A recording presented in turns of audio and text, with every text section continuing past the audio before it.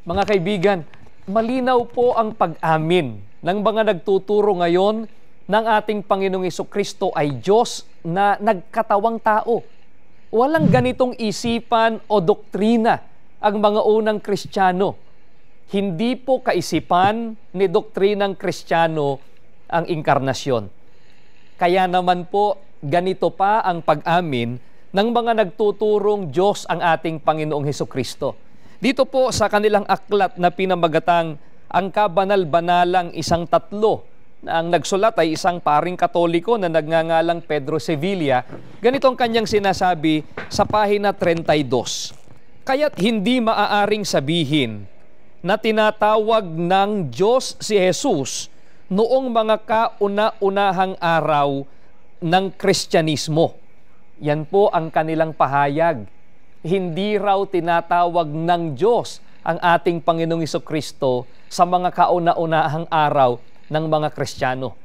Ganito rin po ang pag-amin pa sa isa pang aklat na pinamagatang The New Testament Commentary.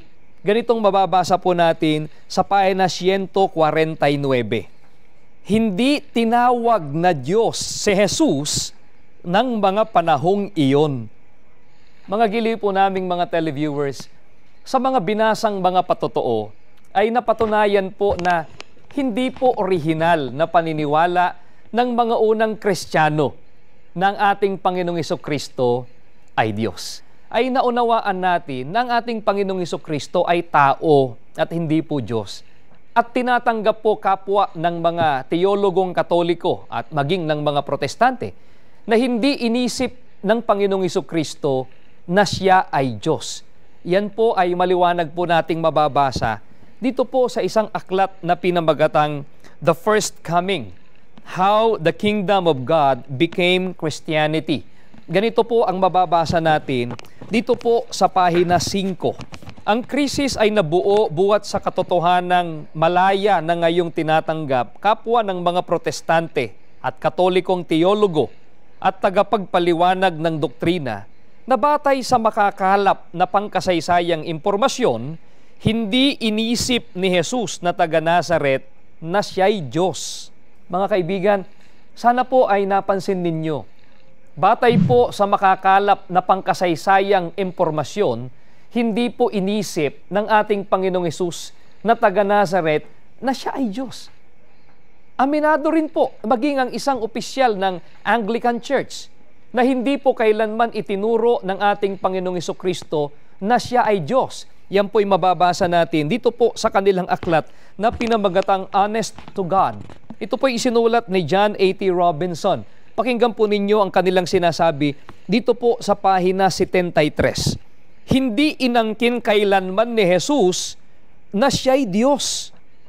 Mga kaibigan, ito pong mga binabasa po namin ay matibay na pagpapatotoo mismo ng iba't ibang tagapangaral ng relihiyon na nagtuturong Diyos ang ating Panginoong Hesukristo, na hindi ito aral ng mga unang Kristiyano. Hindi ito ang orihinal na paniniwala ng mga unang Kristiyano. Inamin din po ng isang paring Katoliko na nagngangalang si Ginoong Pedro Sevilla na ang pananampalataya sa pagka-Diyos ni Kristo ay utay-utay o unti-unting binalangkas ng simbahang Katoliko sa impluho o impluensya ng ibang mga relihiyon. Yan po ay mababasa po natin dito po sa kanilang aklat na pinamagatang At Nagsalita ang Diyos sa pamamagitan ng Kanyang Anak. Ganito po ang nakasulat sa pahina 181. Ipinahahayag ng ilang dalubhasa na utay-utay na binalangkas ng simbahan ang pananampalataya sa pagka-Diyos ni Jesus sa impluho ng mga ibang relihiyon. Mga kaibigan, ito po ang pahayag mismo ng isang paring Katoliko. Kaninong mga relihiyon ang naka-impluensya sa ginawa ng Iglesia Katolika Romana na utay-utay o unti-unting pagbuo ng aral ng ating Panginoong Hesukristo daw ay Diyos? Dito po sa aklat na pinamagatang The Meaning of the Dead Sea Scrolls, ganito po ang mababasa naman natin, pakinggan po ninyo sa pahina 90. Noong ang Kristyanismo ay lumaganap sa daigdig ng mga pagano, ay saka bumangon ang ideyang si Jesus ay Diyos na tagapagligtas.